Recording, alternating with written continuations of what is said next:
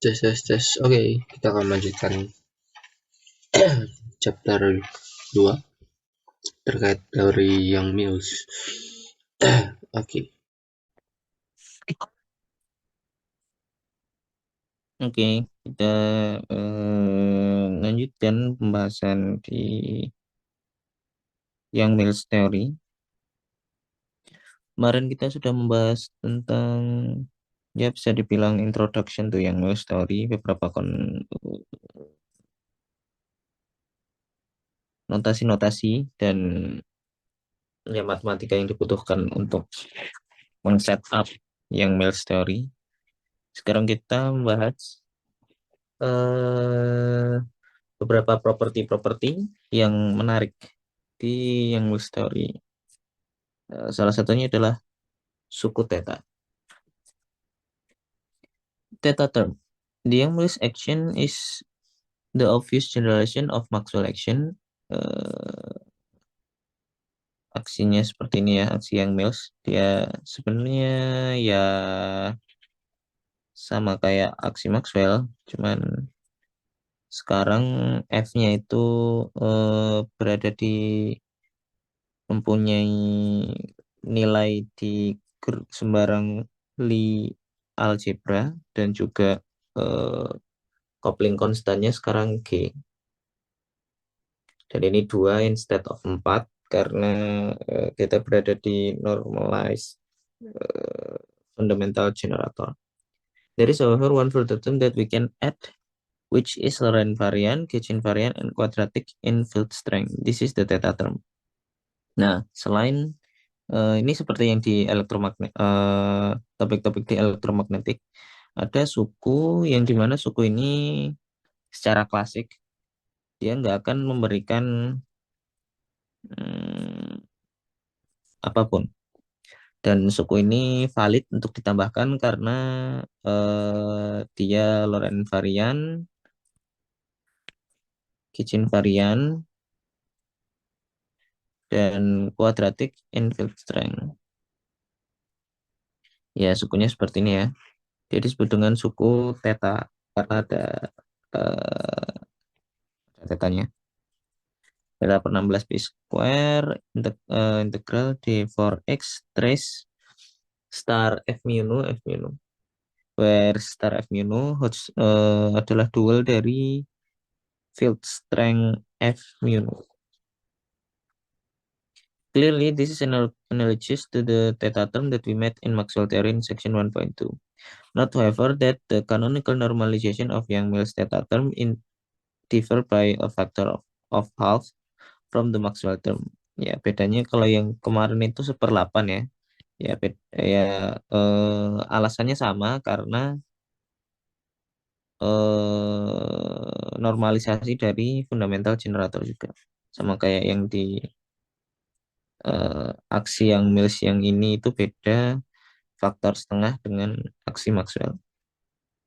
A fact which is the little hidden in the notation because it's buried in the definition of trace. Oh, kalau dia bilang karena definisi of trace, tapi intinya ya mirip-mirip, alasannya mirip-mirip dengan aksi yang Mills dan aksi Maxwell.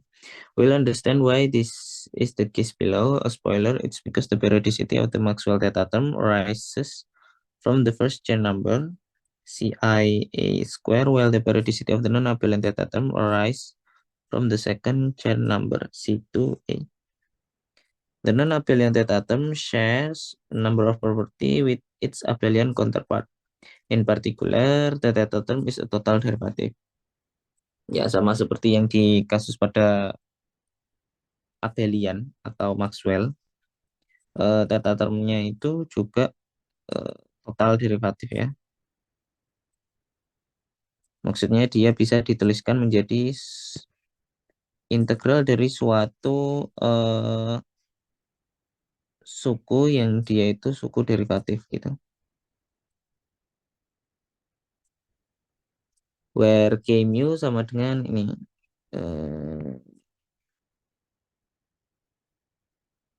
bersamaan 2.24 epsilon mu nu rho sigma trace nu partial rho A sigma dikurangi 2i per 3 anu A rho A sigma. This means that as in Maxwell case, the theta term does not change the classical equation of motion. Ya, jadi seperti kita tahu kalau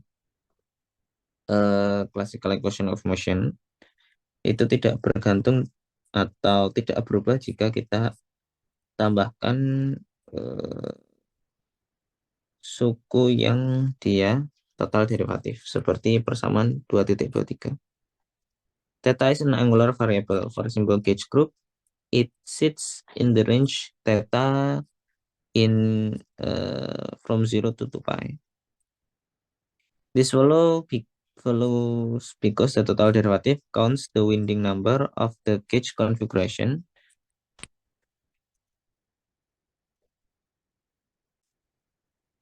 known as the Podolsky number such that the evaluated on any configuration S theta sama dengan theta n. Nah, ini keren, maksudnya dalam artian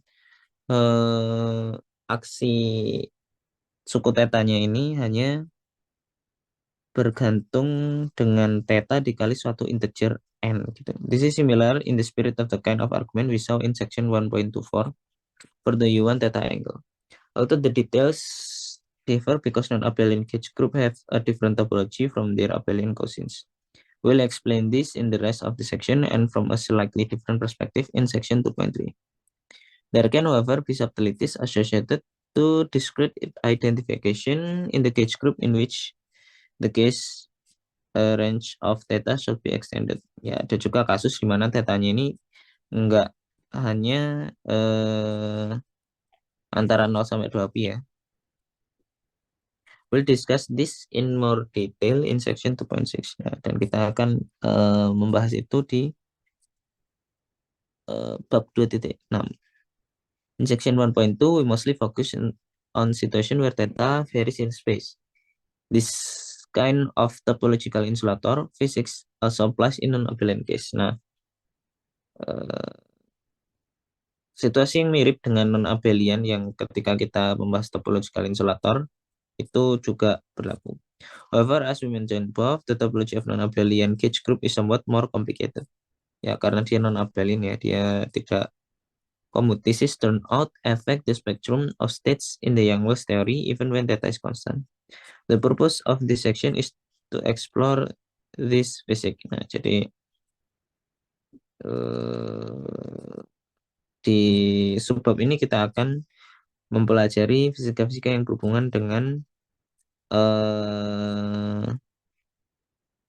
apa yang akan terjadi jika kita menambahkan suku theta di mana tetanya itu konstan atau tidak konstan.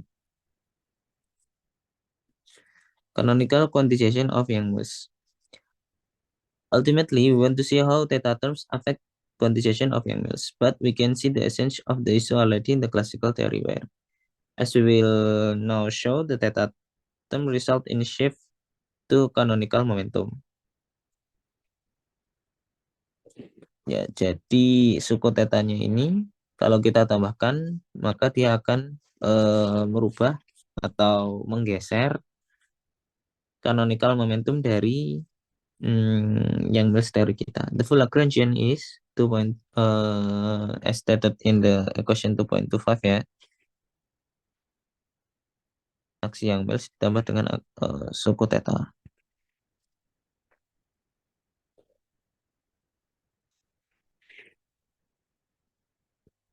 To start, we make use of the gauge redundancy to set, ya seperti yang di kasus Maxwell, kita bisa mengset A0 itu equal A0 itu equal 0. With this answer, the Lagrangian becomes ya,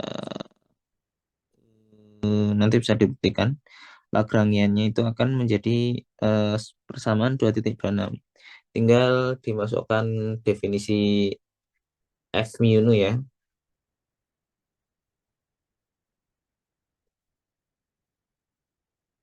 Dan A dan B ini B-nya ini A-nya ini sepertinya ya A dari potensial dari F. F kan definisinya ini.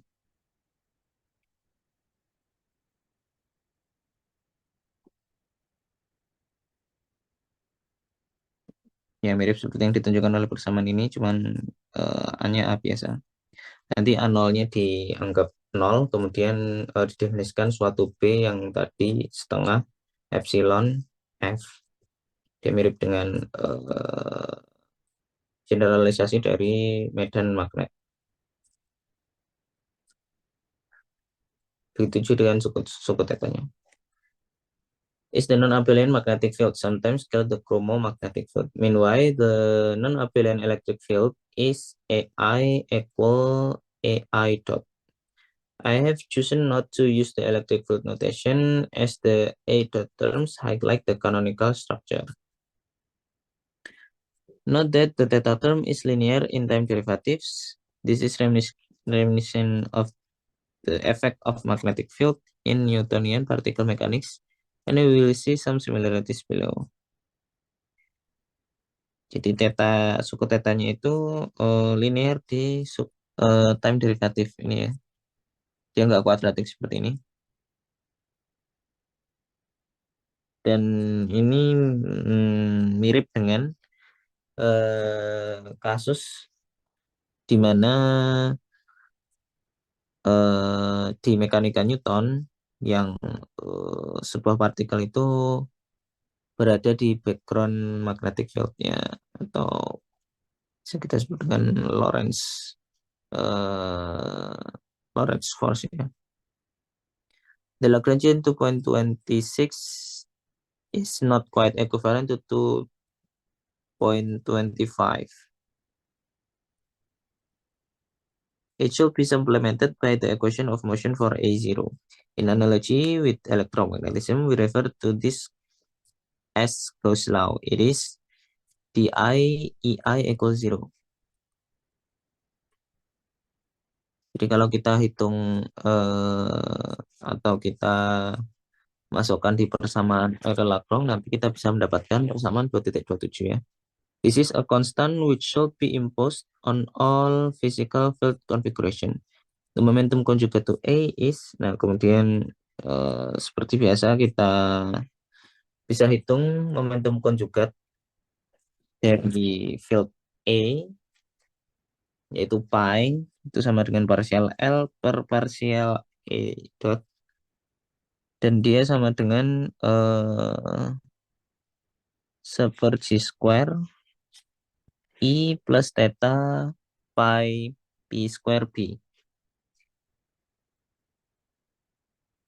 From this we can build the Hamiltonian. Oh ya, jadi ada pergeseran sejauh ini ya, theta per pi X P square B. Kalau kita tambahkan suku tetanya. Kalau misalkan tetanya 0 kan ya berarti ini hilang ya. Dan canonical momentumnya hanya ini saja. Tapi karena ada suku theta maka canonical momentumnya bergeser sejauh ini. From this we can build the Hamiltonian. Ya seperti biasa kita bisa mendefinisikan Hamiltonian dari sistem tersebut. Kalau momentumnya sudah ada ya seperti biasa menggunakan transformasi Lisandre. We see that when written in terms of the electric field E, neither the constraint 2.27 nor the Hamiltonian 2.28 depend on theta. Jadi kita lihat bahwa equation of motion, persamaan 2.27, ini harusnya equation of motion-nya ya. Dan persamaan 2.28 ini tidak bergantung dengan theta. All the depends is buried in the Poisson bracket structure ya. Jadi tetanya itu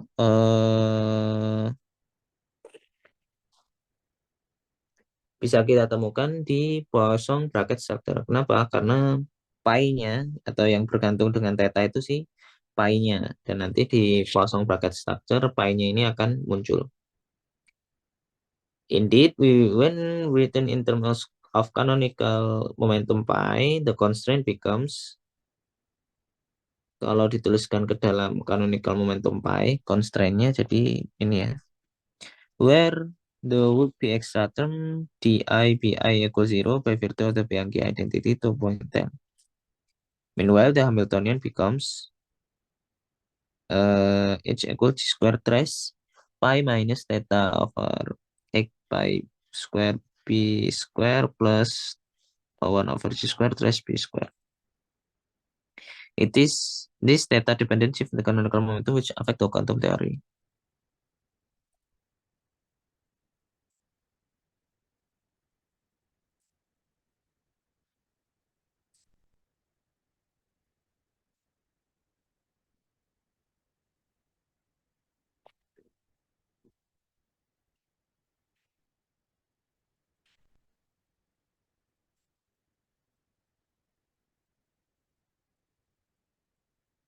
Jadi kalau misalkan persamaan 2.28 dan 2.27-nya itu dituliskan ke dalam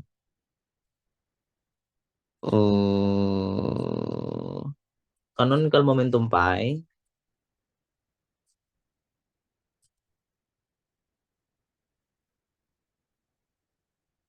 ya tinggal kita substitusi saja ya. Jadi EI-nya ini sama dengan pi dikurangi ini. Sehingga nanti constraint-nya menjadi ini dan ditambah dengan suku ini. Di bi equal 0. Yang dia ini dari Bianchi identity. Kemudian Hamiltoniannya menjadi ini. Jadi persamaan 2.28 E-nya ini kita substitusikan menjadi pi dikurangi theta pi per 8 pi square ya. Nanti dia akan menjadi persamaan yang seperti ini. Ya, nanti bisa dicek sendiri. I don't think it's relevant. I mean, it's just arithmetic. Building the Hilbert space, let's first recall how we construct the physical Hilbert space of Maxwell theory where for now we set theta equals 0. Sekarang kita akan membangun sebuah ruang Hilbert dari ini Maxwell teori di mana kita mengset suku theta tetanya itu sama dengan 0. For this abelian theory, Gauss law 2.27 is linear in A and it is equivalent to nabla dot A equals 0.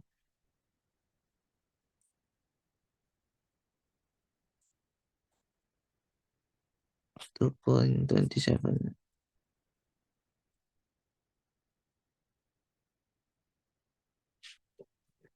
Saya lupa. Di ini varian derivatifnya sama dengan harusnya sih parsial ditambah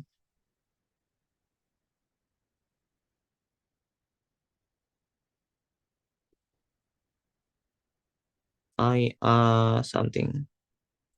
Ya ini ya. Ini tapi kalau di agenda representation harusnya kita di fundamental representation ini. Di I-nya sama dengan ini 2.5.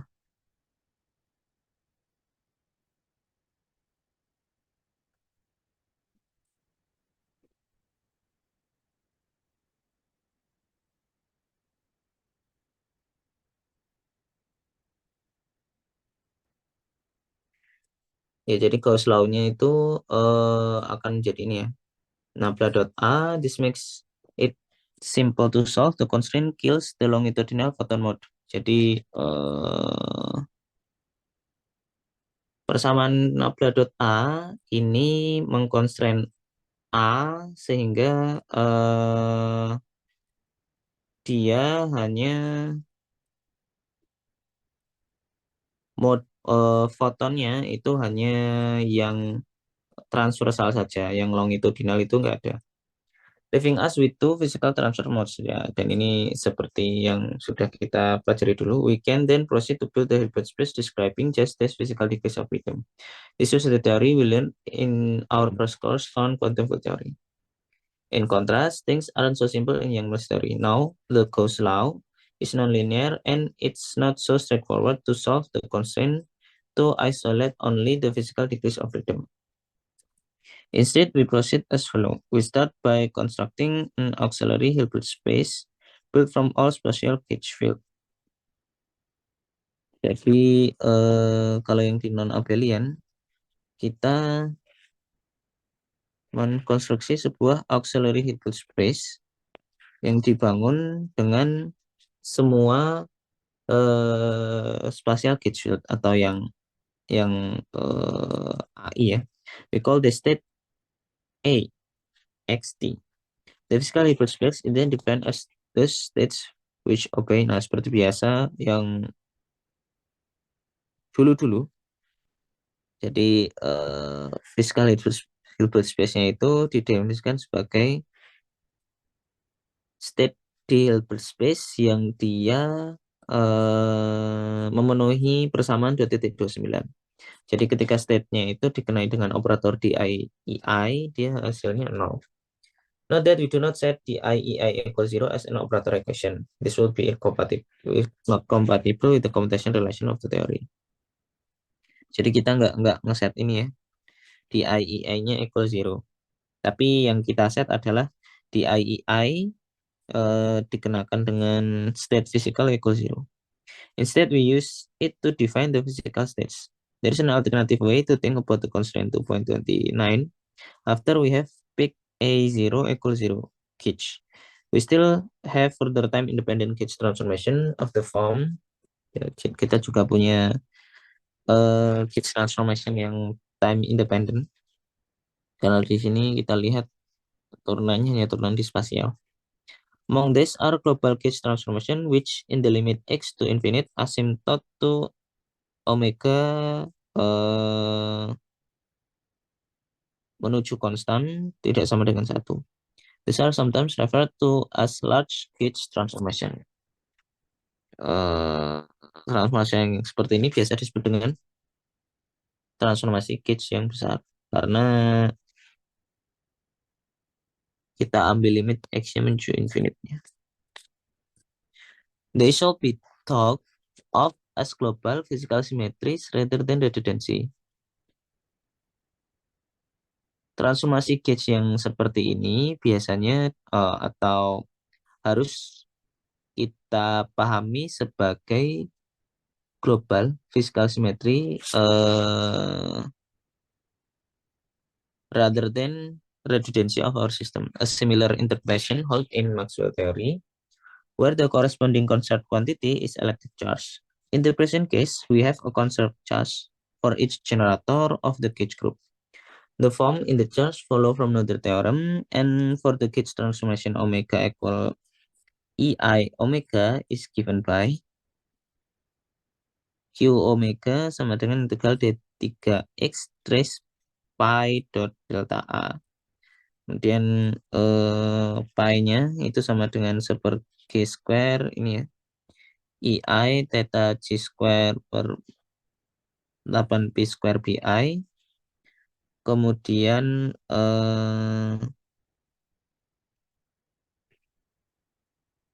delta A-nya dia jadi ini. DI omega.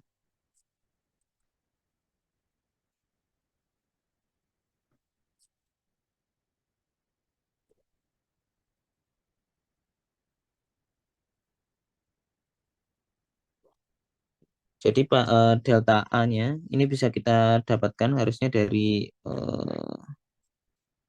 A prime dikurangi A ya. Di mana A prime-nya itu ini dan A-nya itu ini. Coba kita hitung deh. Omega-nya sama dengan EI omega. Jadi A prime-nya sama dengan omega A omega min 1 plus omega delta omega min 1 pi.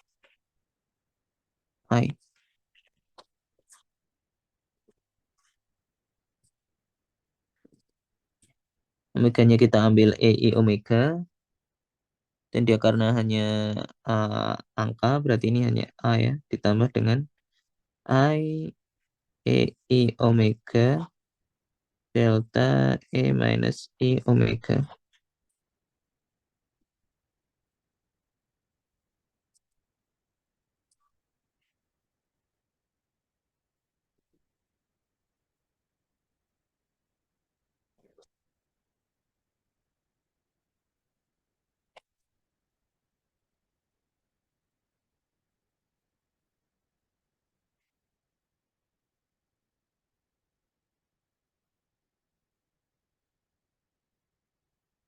Harusnya dia bergantung dengan X.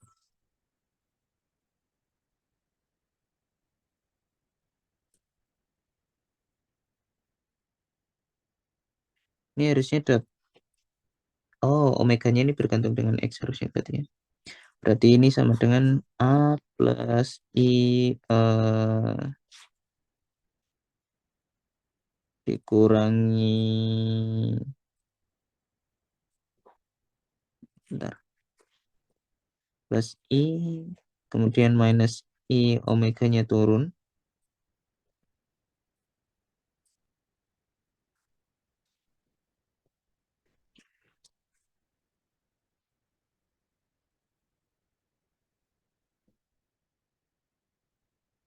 minus I delta omega, harusnya seperti ini. So, berarti A plus plus delta omega. Nah, sehingga delta A-nya berarti A prime dikurangi A sama dengan delta omega.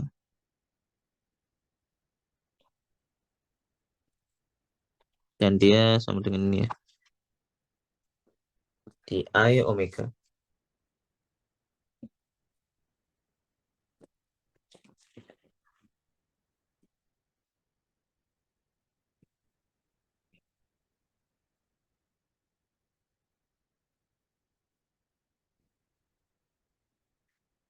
Ya, harusnya seperti ini.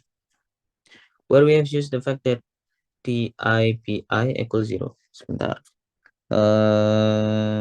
Kita sudah mendapatkan ini. Kemudian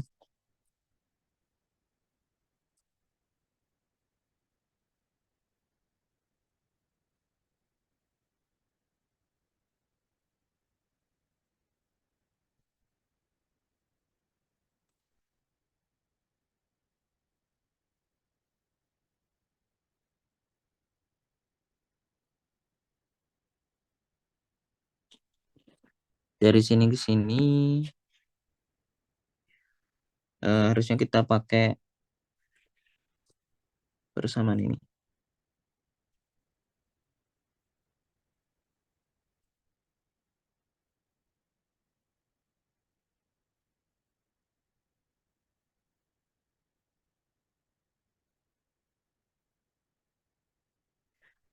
Jadi kita pakai sel apa namanya?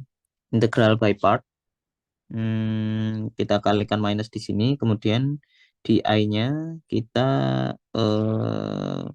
pindah ke sini. Pindah ke sini, dia-nya coret. Kemudian kita pakai DI/PI equal 0. Kalau ketika DI-nya kena sini, dia hilang. Sehingga hanya DI-nya hanya kena yang bagian ini saja. Ya, think that makes sense. Jadi kita tinggal pakai integration by part.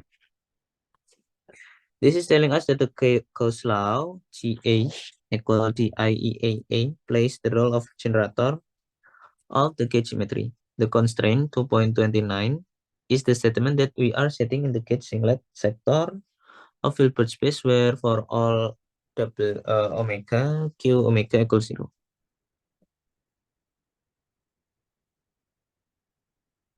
Constraint 2.29 itu di IEI physical equal 0 adalah pernyataan bahwa kita berada di gauge singlet sector of the Hilbert space. Gauge singlet sector of the Hilbert space. yang mana untuk semua omega, Q omega equal 0. Oh, karena ini di IEI itu sama dengan ini ya. Bisa kita pandang sebagai ini. Ya, sehingga persamaan 2.29-nya itu bisa kita pahami Hilbert space di mana untuk semua omega, Q omeganya equal 0.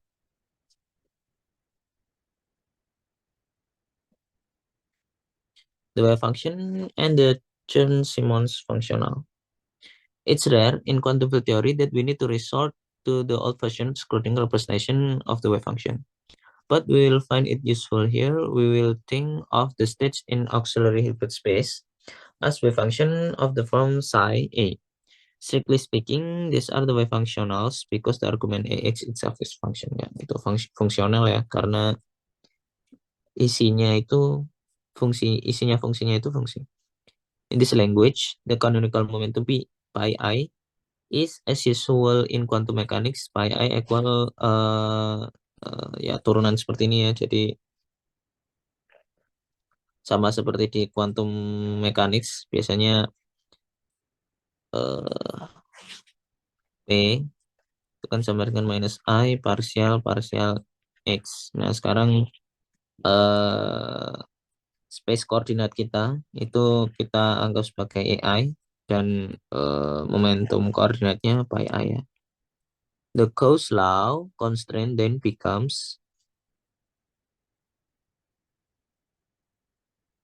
Nah, Gauss law constraint-nya kan dia sama dengan yang tadi persamaan 2.29.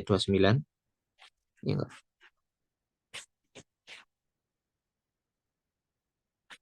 Bukan, pokoknya yang persamaan ada pi-nya. Ini. Di pi equal 0. Jadi pi-nya diganti dengan I parsial AI atau delta. And while the Schrödinger equation is Schrödinger equation-nya seperti ini, persamaan 2.32 di mana Hamilton operator dikali psi dan Hamiltonan operatornya seperti persamaan yang atas tadi ya. Kalau masih ingat di sini pi dikurangi theta per ini persamaan yang ini ya. Tinggal diganti pi-nya menjadi parsial A saja. Kurang lebih seperti itu. This is now in a form that should be vaguely familiar from our first course in quantum mechanics, albeit with an infinite number of degree of freedom. Ya, bedanya sekarang ini degree of freedom-nya infinite karena A-nya ini bergantung dengan X. Dan ya X-nya kan bisa infinite choice.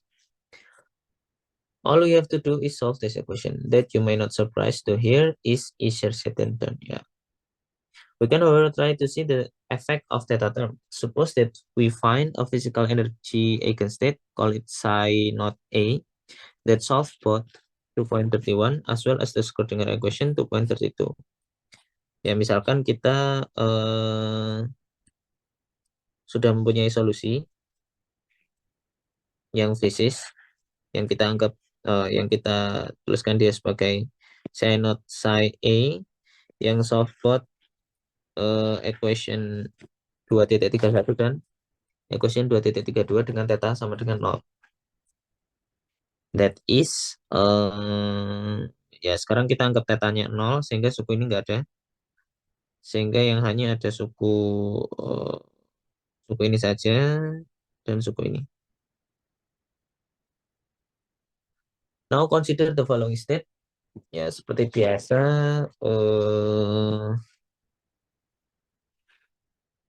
the full solutionnya kita anggap sebagai solusi di mana tetanya ini 0 kemudian dikali dengan sebuah suku fase EI theta WA where WA is given by dan suku fasenya itu dituliskan sebagai persamaan 2.35. This known as the function Simon functional. Ini disebut dengan fungsional Chern-Simon. It has number of beautiful and subtle properties, some of which we will see below, some of which we will explore in section 8. It also play an important role in the theory of quantum Hall effect. Ya, ini juga ada atau dibahas di quantum Hall effect. Ada lecture-nya dari David Tong juga. Note that we have already seen the expression 2.35 before when we wrote theta term as a total derivative 2.24. 2.35 ya, maaf. Ini persamaan 2.35 ini sebenarnya kita sudah kita lihat di persamaan 2.24. Ini ya persamaan 2.24. The temporal component was K0 equal pi 4 pi square W. For now, the K property of WA that we will need is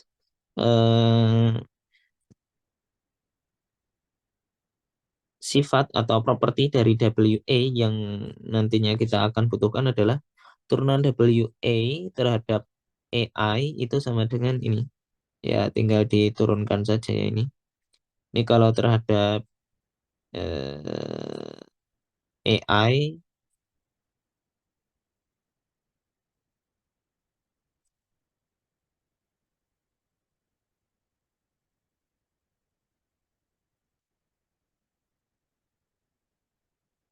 ya nanti harus pakai turunan dari trace ya. Ada rumusnya sendiri.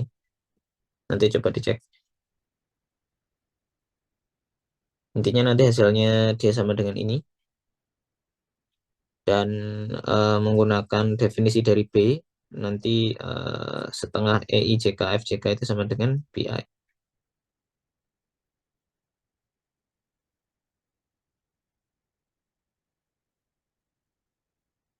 Which gives us the following relation.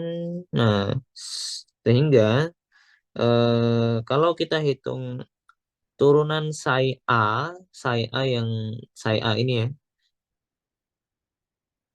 kalau kita turunkan terhadap AI, nanti akan ada turunan W. Ya, mungkin kita hitung saja. Jadi minus I delta AI dari psi A, di mana psi A tadi? I theta WA sinus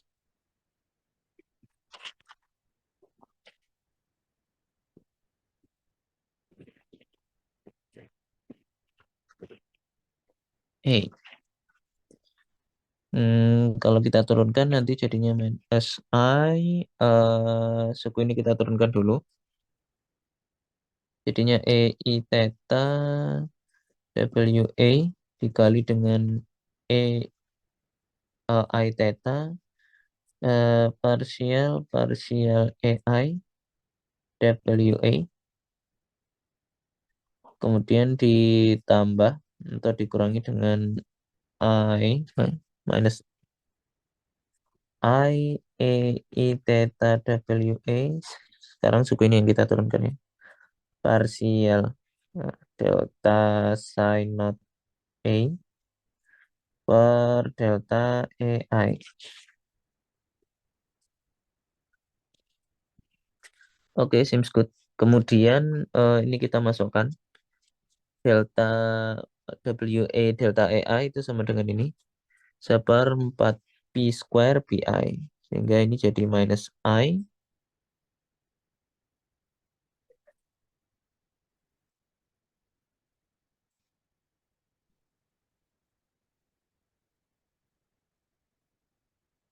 Bentar, ini sin not A-nya kelupaan. Dan sin not A dikali ini itu psi ya. Sehingga ini psi A dikali dengan I theta. Kalau dikali I ininya hilang aja. Terus ada theta dikali dengan ininya jadi 4/4 pi square. Theta per 4 pi square pi dikurangi I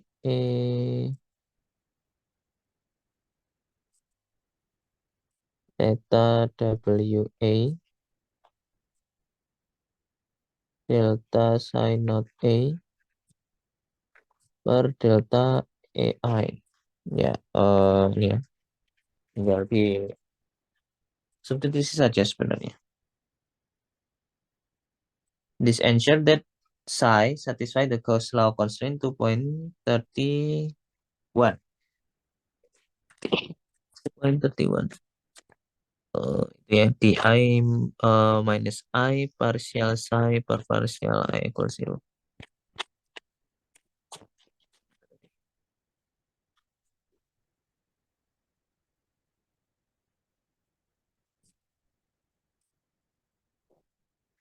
To see this, you need to convince yourself that the di in 2.31 acts only on partial psi 0 per partial AI in the first term above, and on pi in the second term. Remember that di pi equals 0 by the Bianchi identity. Wait.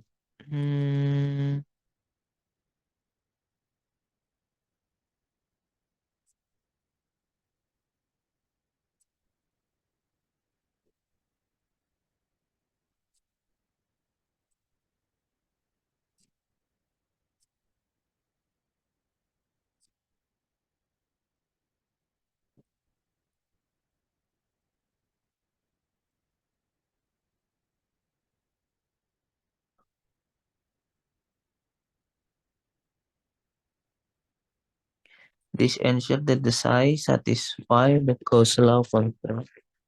Oh.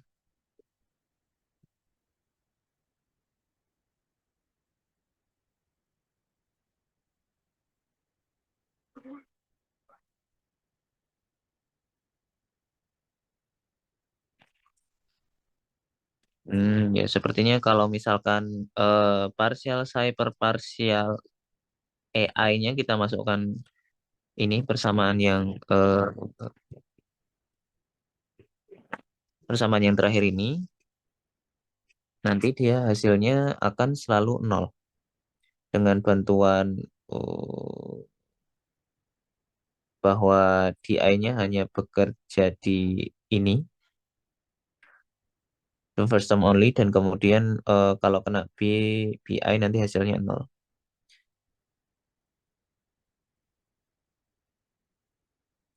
Okay, moreover, if psi not obeys the Schrodinger equation 2.33 ini, ya Schrodinger equation-nya, then psi will obey the Schrodinger equation 2.32 with general theta. Oke, jadi jika psi not itu obey the Schrodinger equation 2.33, maka psi yang dia adalah ditunjukkan persamaan 2.34 akan obey the Schrodinger equation di mana tetanya ini general, nggak nol.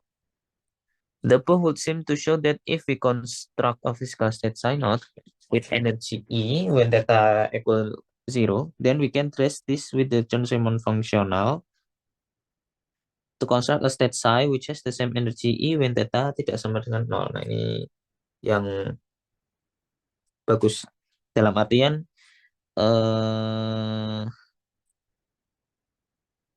yang sudah kita lakukan ini itu membuktikan bahwa jika kita bisa mengkonstruksi sebuah physical state psi naught yang mana psi naught ini punya energi E ketika theta sama dengan 0, maka hasil dari ini itu bisa kita modifikasi atau ya kalau di sini trace ditambah dengan Chern-Simons fungsional ini seperti persamaan 2.34 yang mana nanti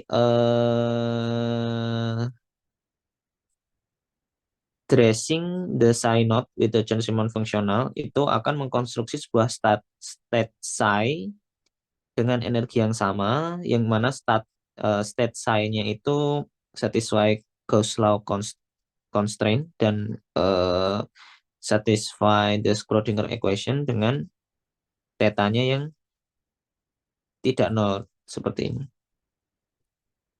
In other words, the physical spectrum of the theory appears to be independent of theta. Jadi spektrum fisik dari teorinya itu nggak bergantung dengan theta. In fact, this conclusion is wrong. Ternyata salah. The spectrum does depend on theta. To understand the reason behind this, we have to look more closely at the Chern-Simons functional. Ya, seolah-olah dia nggak bergantung dengan theta, tapi ternyata dia bergantung dengan theta. Dan kebergantungannya itu ada di Chern-Simons function. Is the Chern-Simons functional gauge invariant? The Chern-Simons functional WA is not obviously gauge invariant. In fact, not only it is not obviously gauge invariant, it turns out that it's not actually gauge invariant. But as we now explain, it fails to be gauge invariant in an interesting way. Ya. Jadi Chern-Simons functionalnya itu enggak gauge invariant. Nah, tapi enggak ketidak gauge invariantnya itu dalam bentuk yang menarik. Let's see what happened in A naught equals 0 gauge. We can still act with time-independent gauge transformation omega x in G, under which A transform as omega omega minus omega inverse ditambah I omega delta omega inverse. The spatial component of the field strength then changes as Fij to omega Fij omega minus 1. It is not difficult to check that the Chern-Simons functional 2.35 transform as WA transform to WA plus 1 over pi 4 ya dengan suku yang seperti ini. Jadi karena A-nya itu bertransformasi seperti ini, bisa dicek bahwa Chern-Simons fungsionalnya itu nanti akan bertransformasi seperti ini. Ya sebenarnya tinggal diganti aja ya semua A-nya di persamaan 2.35. A-nya tinggal diganti dengan A prime, mana A prime-nya sama dengan ini. Ya, dan want to do that. Sepertinya straightforward, tinggal disubstitusi saja. The first term is total derivative. It has ini total derivative.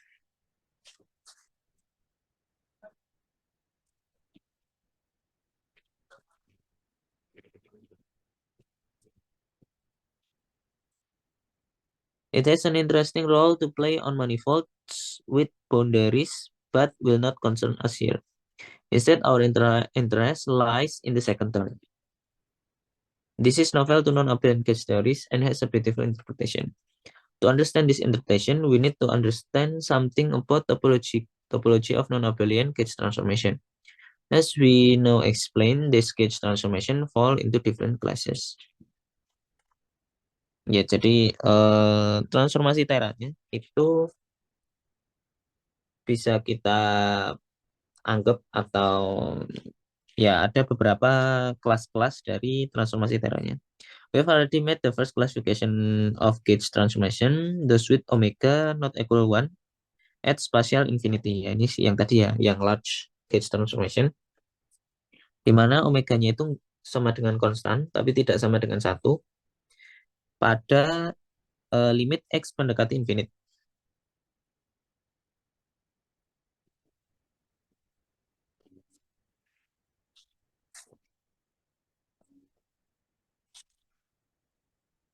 Ya, jadi boundary sphere boundary-nya ketika X infinite itu sama dengan boundary dari R3.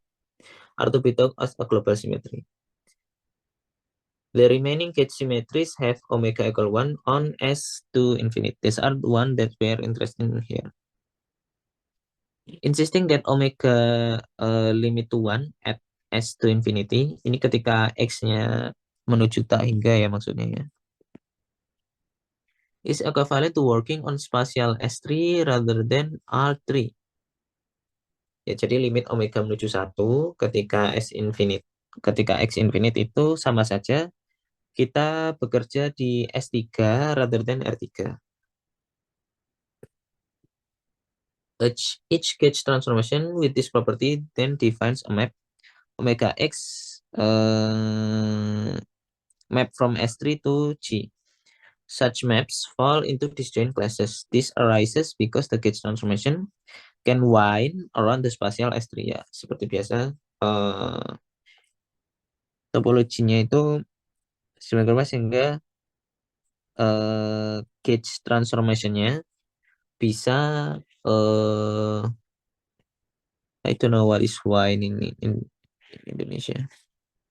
Bisa melilit around the spatial S3 in such a way that one gauge transformation cannot be continuously transformed into another. Jadi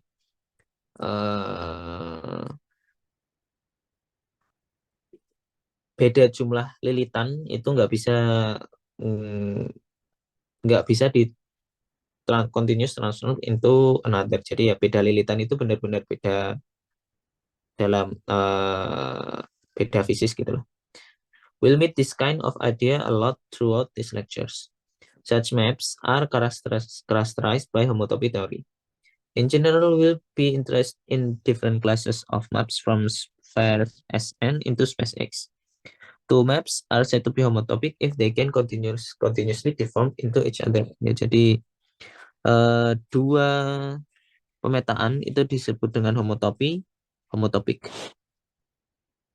jika mereka bisa continuously deform into each other. Tapi kalau nggak bisa continuously deform, dia nggak homotopik.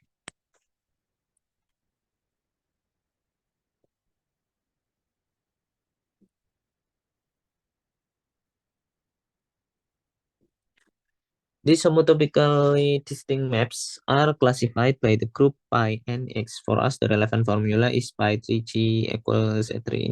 Ini disebut dengan homotopic group ya.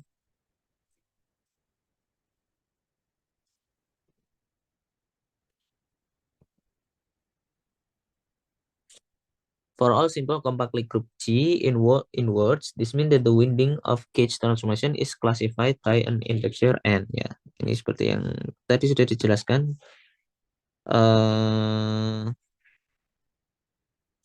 Lilitan dari gauge transformasinya itu diklasifikasikan dengan integer n. Jadi kalau integernya sama, maka bisa continuously deformed. Tapi kalau misalkan integernya beda, maka ya kita nggak akan bisa menemukan sebuah pemetaan yang mendeformasikan gauge transformation dengan integer n ke gauge transformation dengan integer n prime. This statement is intuitive for G equal SU2 since SU2 isomorphic to S3. So the homotopy group counts the winding of maps from S3 to S3. For a higher dimensional G, it turns out that it's sufficient to pick an SU2 subgroup of G and consider the maps which wind within that. Jadi karena SU2 itu isomorphis dengan S3, S3 itu bola yang parameternya 3 variabel ya. Kalau S2 itu kulit bola di 3 dimensi, S3 ini kulit bola di 4 dimensi. Nah, kita bisa melilit kulit bola 3 dimensi itu atau kalau J-nya SU itu, maka winding the gauge transformation-nya itu bisa kita pahami sebagai melilit atau lilitan di bola 3 dimensi. For higher dimensional G, it turns out that it's sufficient to pick an SU2 subgroup of G and consider map which wind within that. Nah, kalau misalkan kita punya G-nya yang lebih atau dimensinya lebih tinggi, maka cukup kita ambil subgroup SU2 dan considering gauge transformation-nya dengan subgroup itu. It turns out that these maps cannot be unwound within the larger G. Moreover, all topologically non-trivial maps within G can be deformed to lie within an SU2 subgroup. It can be shown that this winding is computed by, nah windingnya atau ya lilitannya bisa kita hitung dengan persamaan 2.36. Jadi jumlah lilitannya ini bergantung dengan omeganya. We claim that this expression always spit out an integer. Jadi n omeganya itu selalu anggota Z. Ya, ini menarik. This integer characterize the case transformation. It's simple to check that n omega 1 times omega 2 equal n omega 1 plus n omega 2. An example. We want proof that the expression 2.39 is an integer which counts the winding. We will, however, give a simple example which illustrates the basic idea. We pick gauge group G equal SU2. This is particularly straightforward because as manifold SU2 isomorphic to S3. And it seems eminently plausible that P pi 3 S3 isomorphic to Z. Jadi jumlah cara melilit S3-nya ini itu isomorphic dengan Z atau jumlah lilitannya. In this case, it is not difficult to give an explicit mapping which has winding number n. Consider the radially symmetric gauge transformation. Nah, sekarang kita ambil gauge transformation omega x, yang mana omega x ini sama dengan eksponensial I omega r sigma I xi over 2. Yang kalau menggunakan eksponensial dari suatu kompleks kan bisa kita pecah menjadi cos ditambah A ya. Tinggal menggunakan Taylor series untuk definisi dari eksponensial. Nanti bisa dipecah jadi ini. Where omega r is some monotonic function such that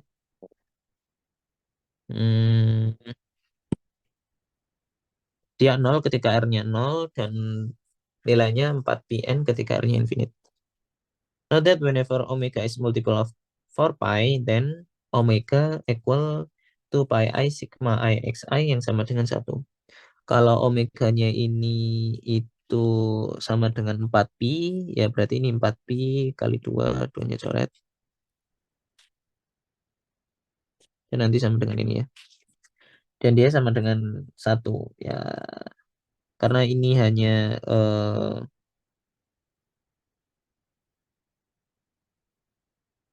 vektor arah ya. Jadi dia nggak menambah nilai. This means that as we move out radially from the origin, the gauge transformation 2.37 is equal to the identity n times. Starting at the origin and then on successive sphere S2, before it reaches the identity, the final time at infinity is S2 sigma, S2 infinite. Jadi misalkan kita dari origin berarti R-nya 0 ya. Jadi kita bergerak dari origin ke R infinite. Nah, ketika di origin, omeganya sama dengan 0. Kalau omeganya 0, ya berarti omeganya sama dengan 1 ya. Kalau omega kecilnya sama dengan 0, ketika kita masukkan di sini, maka omega besarnya sama dengan 1.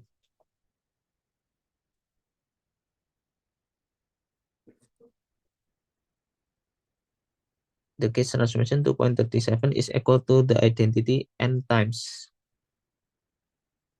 1 tapi dikali n.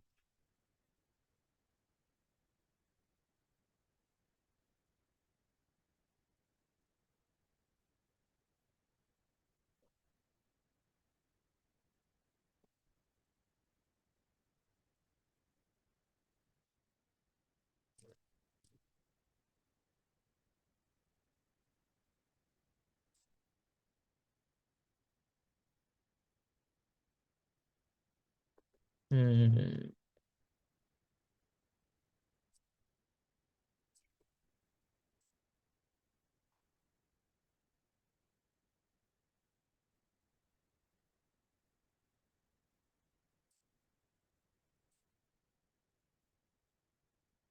N timesnya itu kayaknya dari sini deh. Bentar. kita ini lagi. Jadi di awalnya harusnya dia omeganya sama dengan 1. Tapi ketika kita menuju ke infinite, maka omega R-nya sama dengan 4πn. Dan kalau omega R-nya sama dengan 4πn, maka dia akan winding n times gitu ya. Sepertinya begitu. Before it reaches the identity in the final state at infinity s to infinite. Jadi omeganya itu juga jadi sama dengan 1, cuman bedanya nanti omega R-nya itu 4πn, ada suku n-nya. Satu yang ini itu berasal dari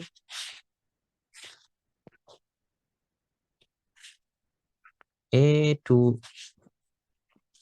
2πn 2πin sigma I x I. If we calculate the winding 2.36, oh ya. Jadi kalau misalkan omega yang seperti itu kita masukkan di persamaan 2.36, maka n omeganya sama dengan n.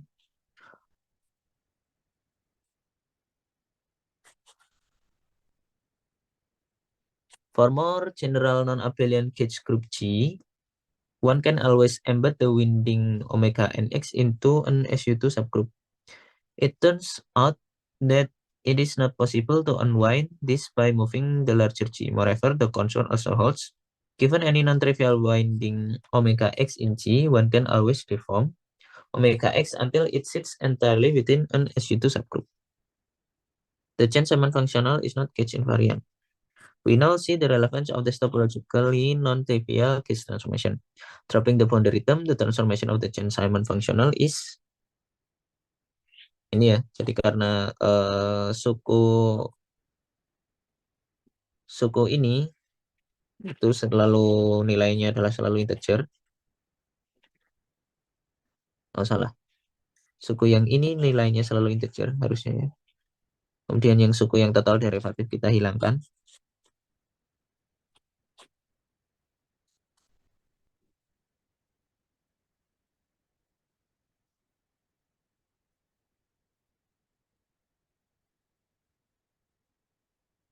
Ya harusnya seperti itu.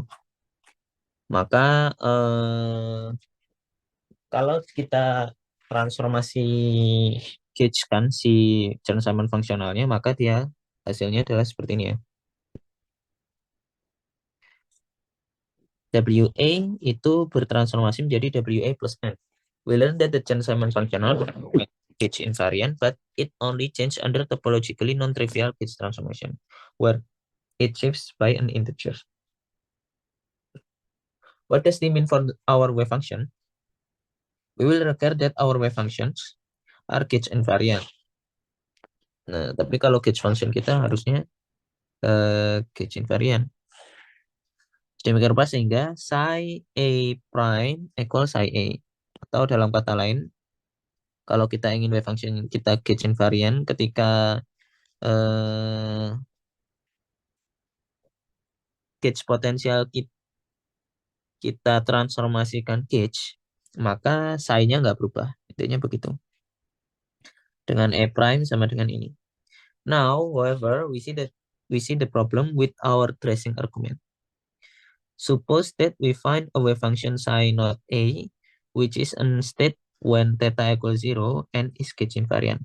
Misalkan kita menemukan sebuah wave function psi not A,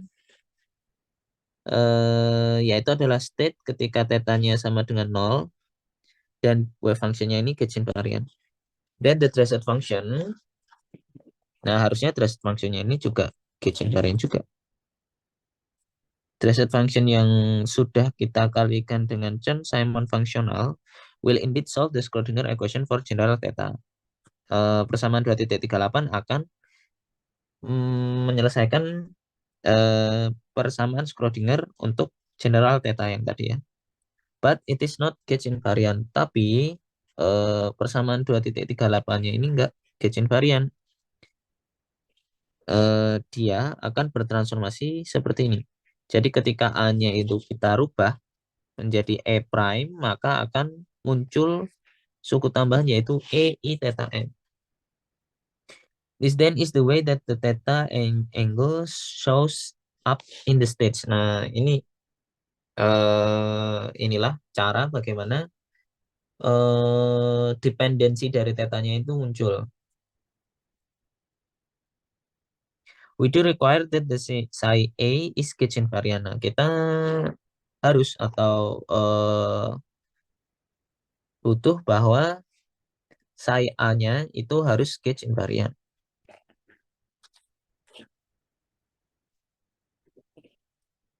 Which means that it's not enough to simply trace the theta equals 0 wave function psi naught with the Chern-Simons functional AE W. Instead, we want to go down this path. We must solve the theta equals 0 Schrodinger equation with the requirement that psi naught A prime equal E minus I theta N psi naught A.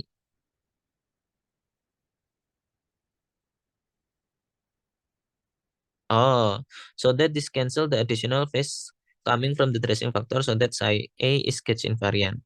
Jadi yang kita mau adalah psi naught kita itu bertransformasinya seperti ini.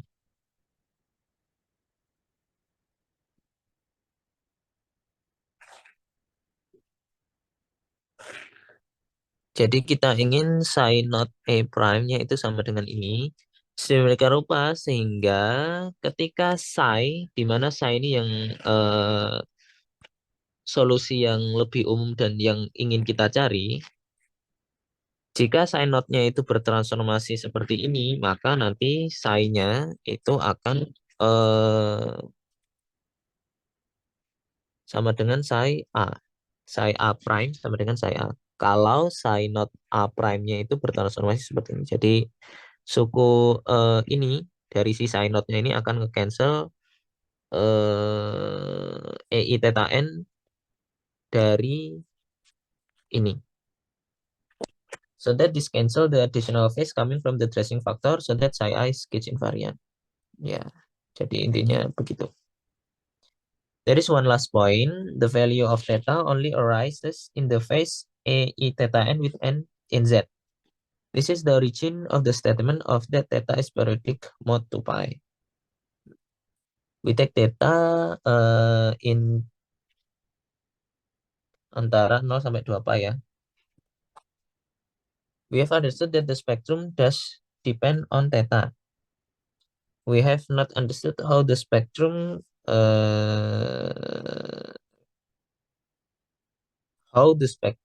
depends on theta. Ya, jadi kita baru tahu kalau spektrumnya itu depend on theta, tapi nggak tahu bagaimananya dia depend on theta. This is much harder. We will not have anything to say here, but we will return to this a number of times in these lectures. But in section 2.3, where we discuss the instanton, and in section 6, when we discuss the large and expansion.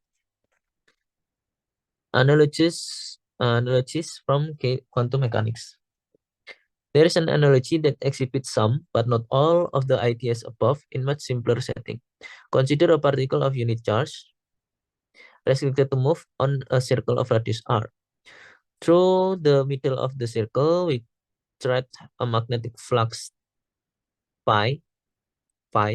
Because the particle sits away from the magnetic field, its classical motion is unaffected by the flux.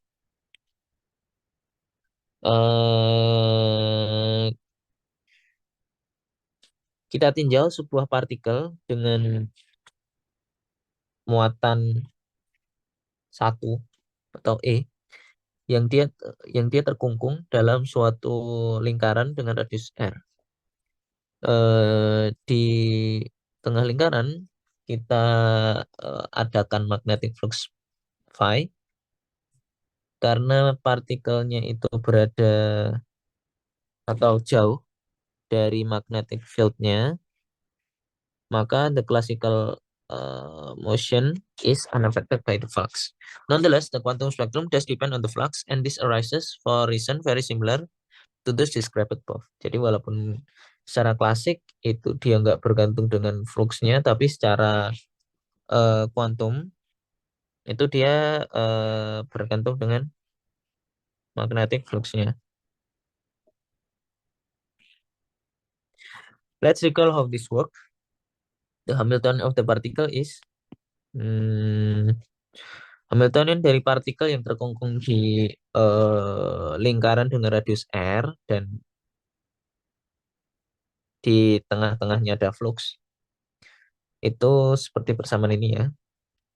We can now follow our previous train of logic. Suppose that we found a state. Oh, nah ini sama caranya. Maksudnya kita tinjau dulu atau kita anggap kita menemukan suatu state psi naught di mana dia adalah eigenstate dari Hamiltoniannya ketika phi equal 0 dan kemudian kita ingin mengeneralisirnya untuk phi yang tidak equal 0.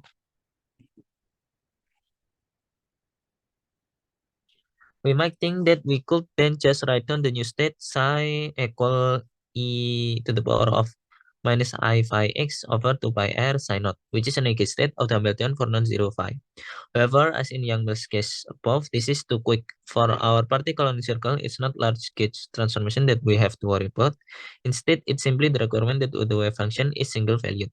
Ya, kita ingin agar wave function kita itu single valued. The Dresden factor EI phi x over 2 pi r is only single valued if pi is a multiple of 2 pi. Ya, ini yang penting. Jadi, Dresden faktornya itu single valued hanya ketika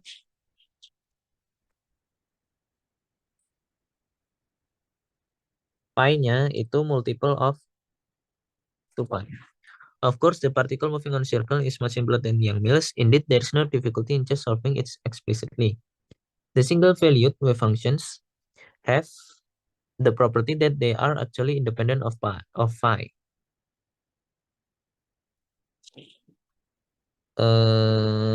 Persamaan gelombang yang single-valued itu punya properti bahwa mereka independent of phi. There is no reason to believe that this property also holds for Yang-Mills. Tapi nggak tentu properti ini bekerja juga atau berlaku untuk Yang-Mills juga ya. Dia psi equal ini. Jadi karena phi-nya ini dia multiple 2 pi, maka ya 2 pi-nya coret atau n 2 pi. Jadi psi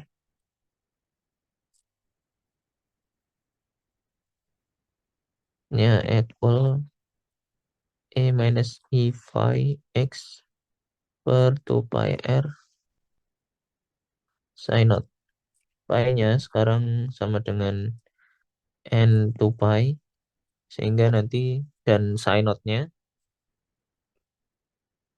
sama dengan seper akar 2 pi r.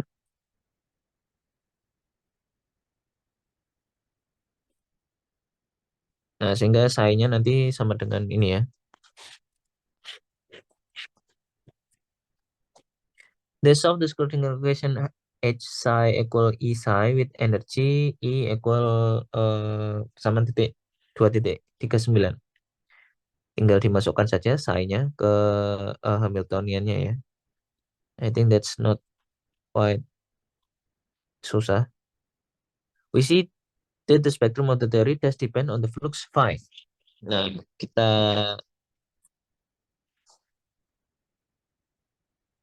kita lihat bahwa spektrumnya itu depend on flux phi. Even though the particle never goes near the region with the magnetic field. Walaupun partikelnya ini nggak pernah ke daerah yang bermedan magnet.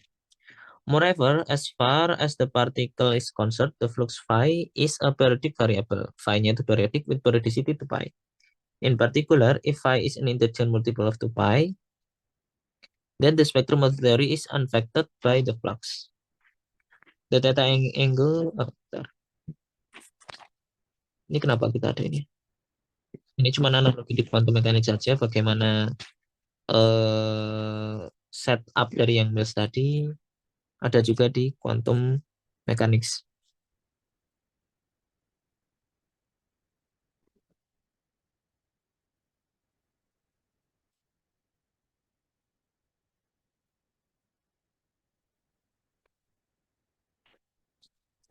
The theta angle as a hidden parameter.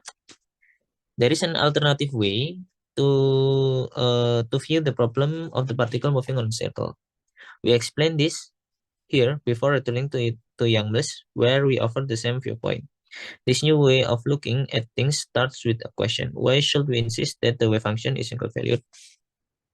Kenapa kita butuhkan wave function kita itu single valued? After all, we only measure probability psi square, which cares nothing for the phase. Does this mean that it's consistent to work with wave functions that are not single valued around the circle? Apakah kalau misalkan wave functionnya itu not single valued, maka hasil kita tetap konsisten? The answer to this question is yes. Let's see how it works. Ternyata ya. Consider the Hamiltonian for a free particle on circle radius r tanpa fluxnya. In this way of looking at things, the Hamiltonian contains no trace of the flux. Hamiltonian nggak ada fluxnya. Ya, karena dia free particle ya. Instead, it will arise from the boundary condition that we place on the wave function. We will not require that the wave function is single valued, but instead that it comes back to itself up to some specified phase phi. So that psi 2 pi r equal AE phi psi x. Taken state of 2.40 with this requirement R. Jadi kalau misalkan kita set up bahwa boundary value-nya itu seperti ini, maka nanti wave function kita bentuknya seperti ini ya. Sama kayak tadi. The energy of this states is again given by 2.39.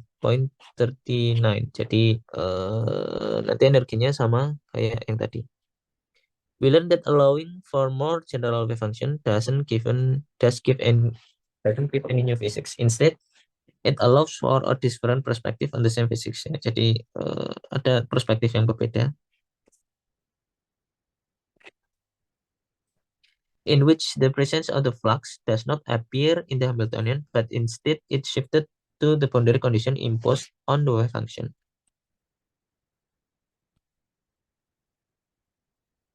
Jadi different interpretasinya adalah kita bisa menganggap bahwa fluxnya itu nggak ada, tetapi diganti dengan boundary condition, dan nanti hasilnya tetap sama. In this framework, the phase phi is sometimes said to be hidden parameter because you don't see it directly in the Hamiltonian.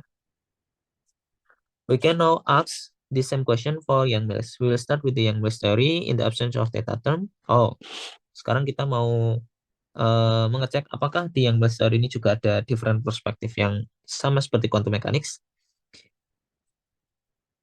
We'll start with the Young-Mills theory in the absence of theta term, and we'll see that we can recover the state with theta not equal 0. Here, the analog question is whether the wave function psi not a should be really gauge invariant, or whether we can suffer an additional phase under gauge transformation. The phase that the wave function picks up should be consistent with the group structure of gauge transformation. This means that we are looking for one-dimensional representation of the gauge transformation. Topologically, trivial gauge transformation, which have n omega equals 0, can be continuously constructed to the identity. For this, there's no way to build a non-trivial phase factor consistent with the group structure. It must be case that psi not a prime equals psi not a whenever a prime transformed by the gauge transformation with n omega equals 0. Jadi untuk gauge transformation yang topologically trivial yaitu ketika n omeganya sama dengan 0 itu gauge transformation-nya itu bisa dideformasi ke identity. For that, there's no way to build a non-trivial factor consistent with the gauge structure. It must be the case that, nah sehingga harusnya ketika n omega sama dengan 0, maka psi not A prime-nya itu sama dengan psi not A. However, things are different for topologically non-trivial. Nah, tetapi ketika dia topologically non-trivial, ini beda.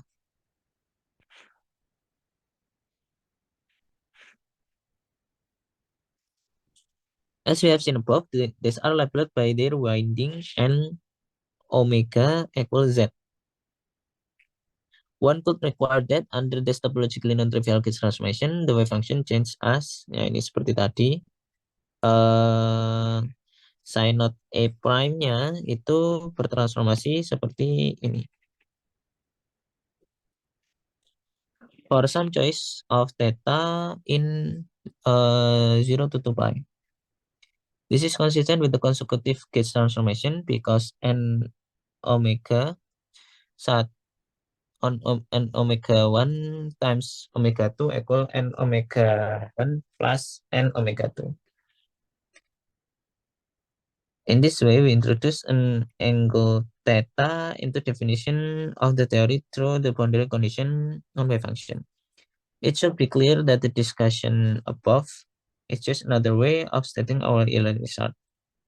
Given a wave function which transform as 2.41, yang ini ya, we can always trace it with a Chern-Simon functional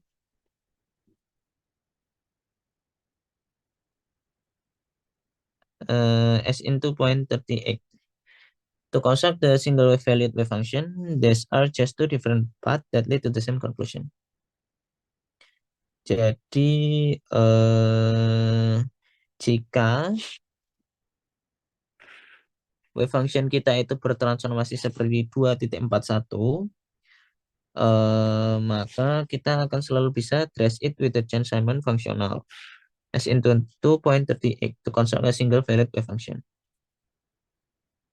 These are just two different paths that lead to the same conclusion. We have highlighted the hidden interpretation here in part because it is often the way the theta angle is introduced in the literature. Moreover, as we will see more detail in section 2.3, it is closer in the spirit to the way the theta angle appears in semi-classical tunneling calculation.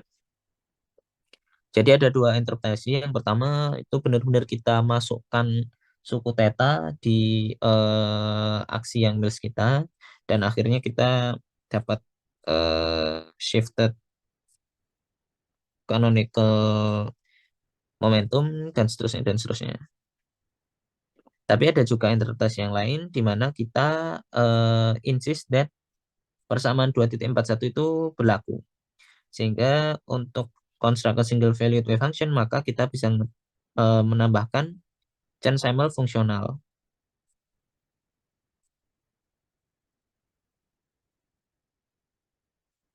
Dan dengan Hamiltonian yang tetanya equal 0 itu menghasilkan hasil yang sama dengan Hamiltonian yang dia tetanya tidak equal 0. Itu yang saya pahami. Analogi yang lain, block waves, ini harusnya terakhir. Ya.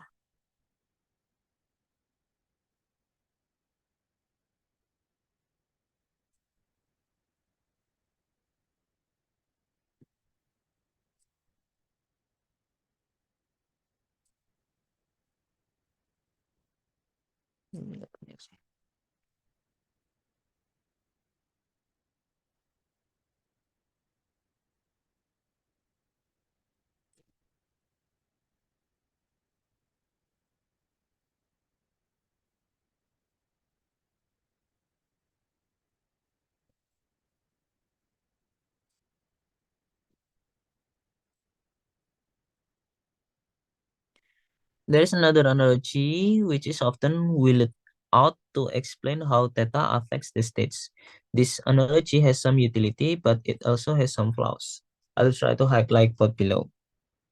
Ada juga analogi yang lain yaitu block waves. So far, our discussion of the theta angle has been for all states in the Hilbert space. For this analogy, we'll focus on the ground state. Moreover, we will work semi-classically, which really means classically, but where we use the language of wave function. Ya,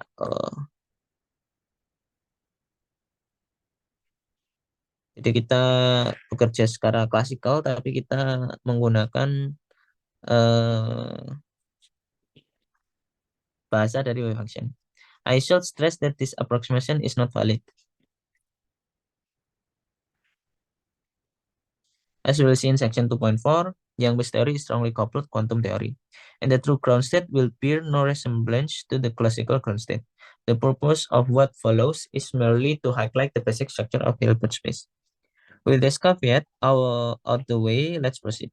The classical ground state of Yang-Mills are pure gauge configuration. Uh, ground state dari Yang-Mills itu adalah pure gauge configuration.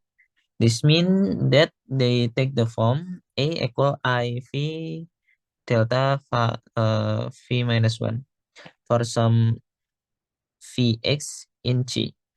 Jadi Vx-nya itu anggota gauge group. A-nya ini pure gauge ya, artinya ya dia seperti ini.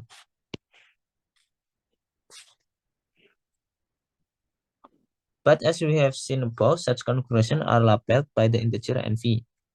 This is slightly different role for the winding. Now it's labeled the zero energy stage in the theory, as opposed to gauge transformation. At the semi-classical level, the configuration 2.42 map into quantum states, since the classical configuration are labeled by integer NV. This should carry over the quantum Hilbert space. We call the corresponding ground state N with N in Z. If we were to stop here, we might be tempted to conclude that Yang-Mills has multiple ground state N. Ya,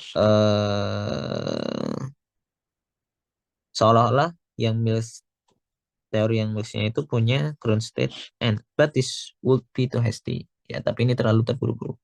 All these ground state are connected by the gauge transformation. Semua ground state-nya itu terkoneksi dengan transformasi Thera. But the gauge transformation itself must have non-trivial topology. Tapi transformasi Thera-nya itu harusnya nggak mempunyai topologi yang non-trivial. Specifically, if omega is gauge transformation with omega equal n prime, then omega n equal n plus n prime. Ya, jadi misalkan n omeganya ini sama dengan n prime, maka omega dikali n itu kayak menggeser state-nya menjadi n plus n prime. The true ground state, like all state in Hilbert space, should obey to 2.41. Jadi kalau ground state-nya maka dia harus memenuhi persamaan 2.41. For our states, this reads omega psi equal I theta n prime dikali psi. This means that the physical ground state of the system is a coherent sum over all the states n. It takes the form, nah sehingga physical ground state-nya itu adalah coherent sum dari all state n. Yaitu seperti ini ya. Jadi ini physical ground state. This is semi-classical approximation to the ground state of the Yang-Mills theory. Ini adalah aproksimasi semi-klasik dari ground state dari Yang-Mills theory. The states are sometimes referred as theta vacua. Ground state-nya itu disebut dengan theta vacua.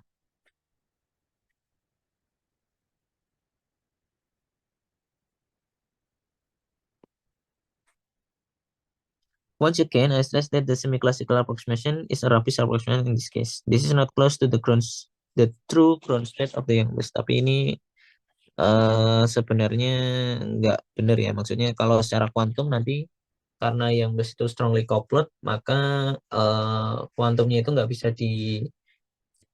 uh, dipahami semena-mena dari klasikalnya aja. Now to the analogy which comes from the condensed matter physics. Consider a particle moving in one-dimensional periodic potential. Misalkan kita punya potensial yang periodik. Classically, there are an infinite number of ground state corresponding to the minima of the potential. Secara klasik itu ada sejumlah tak hingga ground state yang terkait dengan minimum dari potensialnya. We describe these states as n with n in z. However, we know that these aren't the true ground state of the Hamiltonian. These are given by Bloch theorem, which states all the eigenstates have the form. Nah, ini di condensed matter ya. Jadi all eigenstates itu mempunyai bentuk seperti persamaan 2.44. For some k in minus pi over a to pi over a called the lattice momentum. Clearly, there is a parallel between 2.43 and 2.44 in some sense. The theta angle plays a role in Yang-Mills similar to the combination Ki, Ka for a particle in periodic potential. This similarity can be traced to the underlying group theory structure. In both cases, there is a group action on the stage for the particle in a lattice. This group is generated by the translation operator. Jadi kalau di lattice itu momentumnya itu terfigurasi generated by the translation operator. For Yang-Mills, it is generated by the topologically non-trivial gauge transformation with n omega equal 1. Tapi kalau di Yang-Mills, dia tergenerasi karena gauge topologically non-trivial gauge transformation with n omega equal 1. Jadi theta angle-nya itu mempunyai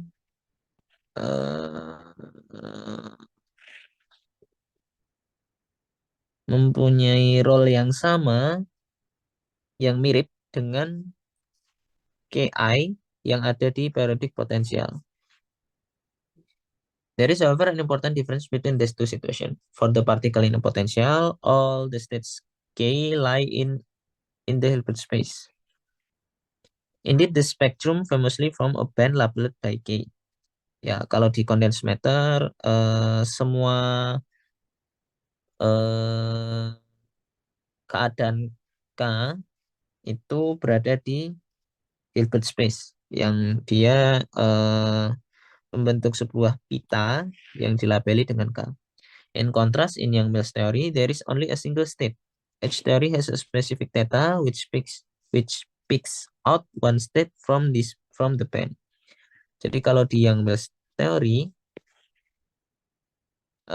hanya ada satu state saja, di mana each theory has a specific theta which picks out one state from the band. Jadi kalau theta tertentu maka akan ada satu state tertentu juga. This can be traced to the different interpretation of the group generator. Translation operator for particle is a genuine symmetry.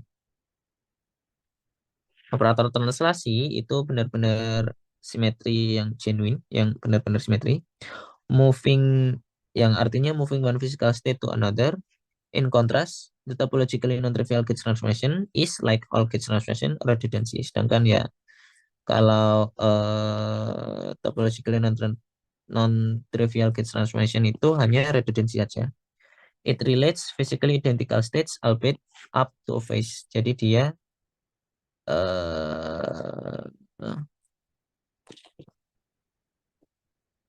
merelasikan stage-stage yang physically identical. Ya, jadi bedanya kalau di condensed matter itu operator translasinya itu benar-benar merubah atau menggeser atau mentransformasikan satu keadaan fisis menjadi keadaan fisis yang lain. Sedangkan kalau di gauge transformation itu hanya mengidentifikasi atau relates physical identical states.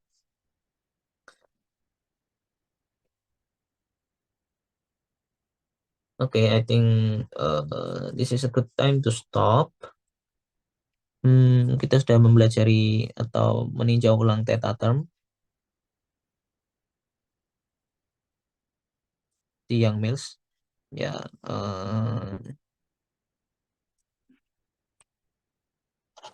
aksinya bisa kita lihat di persamaan ini 2.22 dan beberapa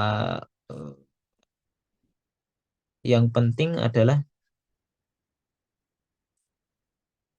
nanti kita akan encounter kalau misalkan kita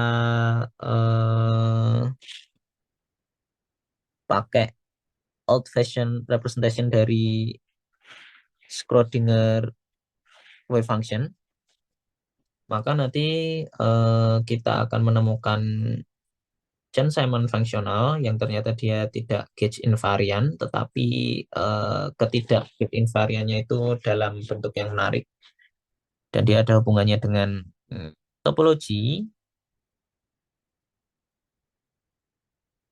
Ya, nanti dia bertransformasi gauge seperti ini ya. Jadi kalau ada integernya itu matematika suka ya karena integer bagus ya. Maksudnya integernya keluar dari sesuatu yang tidak terduga. Dan ada analogi di quantum mechanics dan di condensed matter. Ya mungkin ini salah satu kenapa di high energy theory physics itu agak berhubungan dengan condensed matter karena banyak analog-analog.